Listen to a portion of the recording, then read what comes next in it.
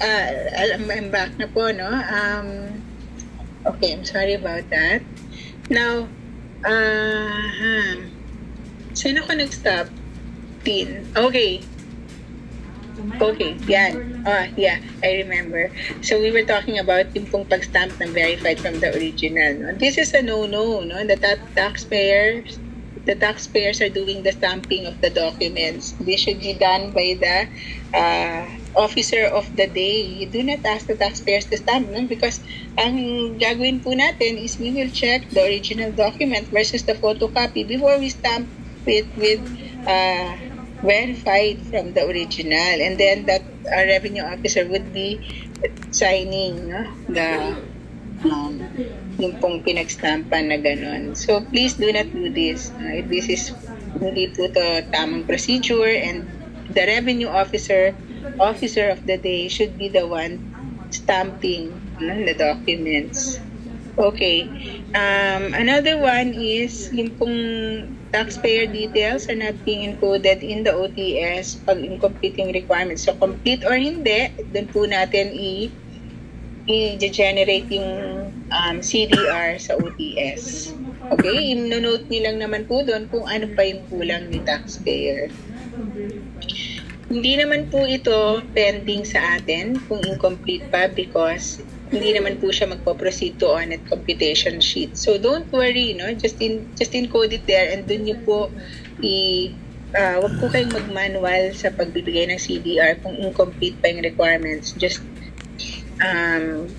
generate it through the ODS also. Okay. So just like in our previous RDO, yung pong ating certification fee and loose DS is not indicated, no, in the OCS. So, ayaw po natin mag-complain si taxpayer na meron na naman siyang babayaran pagbalik niya. No? We have to indicate already everything that they need to pay in our OCS para one-time payment na lang po siya.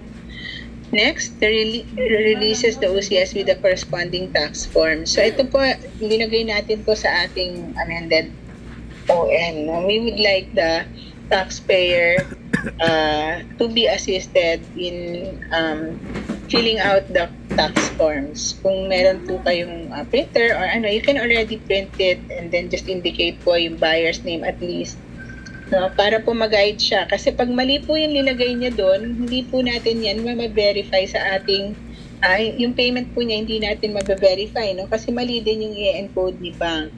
So, napaka-crucial po na tinutulungan natin sila sa pag-fill out ng tax return forms, lalo na po pag nakikita nyo na hindi pa niya kaya na i-fill out mag-isa, no, nalilito siya, no? Of course, we have developers who already know what to do, no? But for the walk-in taxpayers, mga tipong one-time lang talaga na ngayon pa lang sila, no, please help them fill out, and as much as possible, we would like them to get na already the accomplished tax return forms, no? Ayan. So, this one, nakita po natin, no, sa ating walkthrough na it's the admin section who is assisting the accomplishment of the tax returns. It should not be the admin section who's doing this, no? It should be the officer of the day. Okay? Bago po matapos dun sa inyong, kapag yan po ay may on-net computation sheet na, please assist already the taxpayer or accomplish already the tax return forms for the taxpayer as officers of the day. It should not be the admin section who's assisting the taxpayer. Next, and 90% of the transactions are being released and approved, no, within the day. So, ang gusto po natin hindi lang approval, no, but release of the OCS. So we could already advise the taxpayer to just wait. No, hintayin na lang po. I'm sure they would like to wait rather than come back pa ulit for the OCS. No, kaya po natin ginawa na all three approvers can already sign the OCS para po the OCS can already be issued within the same day. No? So habulin po natin yon na magawa yon para hindi na po babalik-balik pa si taxpayer. Okay, another one is, yun po, no? We should also advise the taxpayer na pwede na po siyang magbayad sa ating mga RCO. Especially kung ito po, nin AAB, sasakay pa siya para magbayad. If we can already, if they already have the payment and it's below 20,000 or they already have manager's check, pwede na po natin siyang pagbayarin sa ating mga RCOs. And in fact, basta may computation sheet na po kayo, nakita niyong mababa lang, no, less than 20,000, you can already advise the taxpayer na, meron po kaming RCO, dito na lang po kayo magbayad para hindi na kayo labas-labas. Lalabas pa, no? Sasakay pa po sila to the nearest bank. Please, the RCO should always be ready to accept payment from your RDOs in your district offices. Okay, so right now the storage room is still under construction. The storage cabinets are facing the taxpayer. So, ang ano po natin dito is yung data privacy. No? As much as possible, we would like the taxpayer not to see all these documents that we have. So, sana po lang umabot yung inyong storage room, no? Before our third-party audit. Okay, and then updates the OTS, then forwards dockets to collection section. This is how it should be done. But ngayon po, ang nakikita natin is pag natapos, forward na po sa collection section agad. Dapat po, bago po i-forward kay collection section, i-update muna ni RO or ni GS yung ating on-net tracking system. Para real-time po yung, kasi po, ang reports po natin are based, no, on the status that we have in the OTS. So kahit po na i-forward mo na kay collection section yan, pero kung hindi mo yan in-update, pending pa rin po yan sa ating mga ROGS. Okay? In this case. So, what is important is we update the OTS. Okay? And on the other hand, very good din naman po sila because they do not batch, no? Kasi some of the RDOs that we have seen, they batch po muna into 10 bago yan i-forward sa collection section. Pero dito po, gusto natin, lahat po nang matapos ninyo, i-forward nyo na agad dun sa next level. It may be to the approver or to the collection section. Okay? Huwag nyo na pong hintayin na mag-batch of 10 pa muna siya. So, basta po natapos nyo na, gawin nyo na rin, ilipat nyo na po agad. Okay, ano pa po? The stamps used and ECAR number. Okay, so nakita po natin dito, no, na si collection section is not stamping used and ECAR number. Meron po tayong stamp dito, no?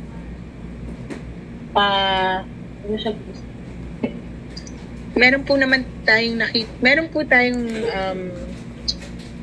this was already very specific in our operations memo that the official receipt should be stamped with used and ECAR number. This is to avoid, no, yung pong pag-recycle ng ating mga official receipts. Kaya po pinapalagay natin to, used and ECAR number. So dapat po sa collection section, meron na po siyang i-stamp na ganyan. And the approver should not sign it kung wala pong used stamp yung OM, ay yung ating official receipts. Okay? We noted na meron po siyang pang stamp, no, pero hindi niya ginagamit. So you should already start using this. If you could work back yung pong mga na-approve na po doon na OCS, na mga kahit po yung na-issuean na ng ECAR, kindly stamp it with used, no, and ECAR number kasi hahanapin po yan ng ating third-party auditor. Balikan po natin yung ating mga dockets, yung ating mga official receipts. They should be duly stamped with used and ECAR number. Okay? Okay. So, yung RCO po ninyo are just limiting the acceptance of payment dun po sa mga certification fee and DS and list DS. No? This should not be the case. They should also be accepting on-net payment. So this is NC po to, non-compliance. Okay? So we do not want this to be happening po because ito po ay malaking bagay po, no? Pag nakita po yan ating mga third-party auditor. So dapat po ang ating pong mga RCO ay ready to accept on-net payment. Next, Okay, our encoder, we noticed also, no? So, since wala nga po yung stamp, hindi rin niya na-fill out yung e-car number. Let me just remind you that you should be indicating the e-car number and not the e-car accountable form number, ha? Hindi po magkapareho yon, iba po yon. So, you should be putting the e-car number and not the accountable form number. So, kung nakita niyo po, encoder, na walang stamp na used yan, ibalik po yan sa ating payment verifier. Okay? Do not encode the e-car details or do not generate the e-car kapag po ang ating official receipts ay walang stamp. Ibalik po yan sa ating payment verifiers. Alright? Okay, next, the stamp, the e-car numbers and date of issuance on the original. Okay, they are still stamping it, no? Kaya lang po, yung luma. Remember, we already have a new format, no? Yung sinastamp po natin sa likod. Meron na po tayo. What we are just indicating at the back of our deed of transfer is just the e-car number, date issued, tapos po yung signature ng ating district RDO. Okay? So, limited na po, hindi na po ganyan kahaba. And this should be easy for you, no? Tin,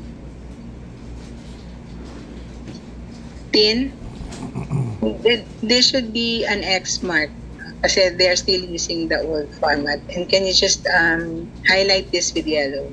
Thank you. Okay.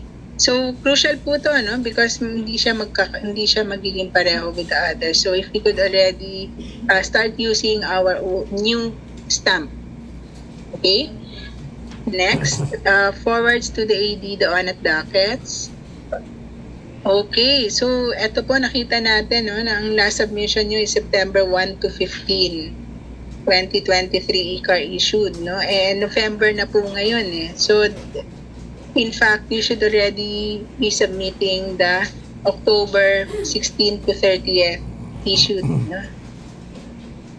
Kung mga issued ng October 16 to 30th. So, we would see that there's a delay in the transmittal of the on-at dockets to the AD. And this is again an NC, no?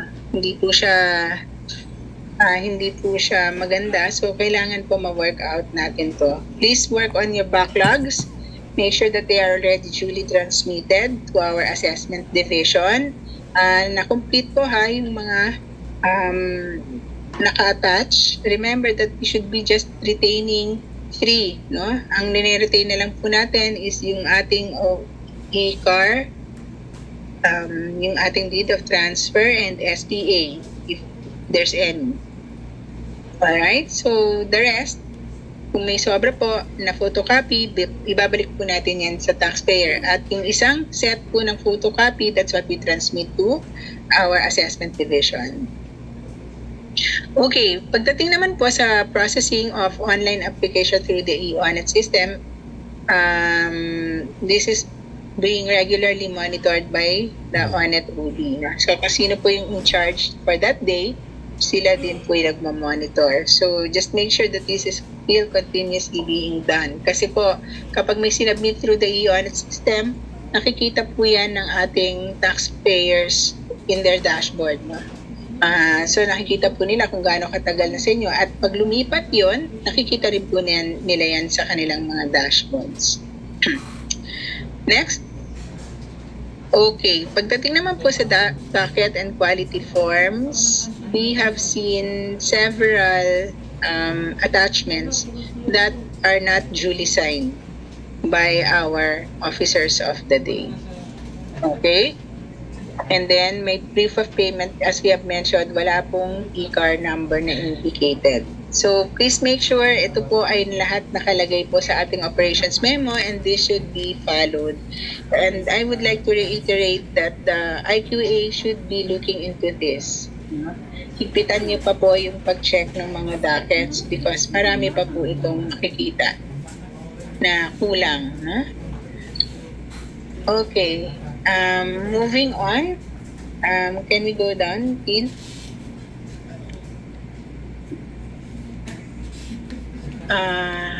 Okay, so yun nga po yung ating timely transmittal, no? We should work on this. The timely transmittal of dockets to the assessment division. Kasi as we have mentioned, the last transmittal was yung pong issued ng September pa po, 150. So masyado na pong matagal, no? There's already a delay. And the retrieval of dockets, 9 minutes. I think you could still work on the arrangement po ng inyong ONAT dockets, no? There should be a faster way of retrieving it, no? Although 9 minutes is fairly fine, no? But you could go faster. Okay? So, iayos pa po natin yung ating storage area and yung ating pong sequential arrangement of our dockets. And if you would just go over again the yellow highlighted portions and you are able to correct this, then there should be no problem with your next FGA. Okay? Titingnan po natin ulit itong mga to when we meet again for the FGA, and I hope mawala na po itong ating mga nakitang findings. Okay? Thank you, RDO 98. Okay, moving on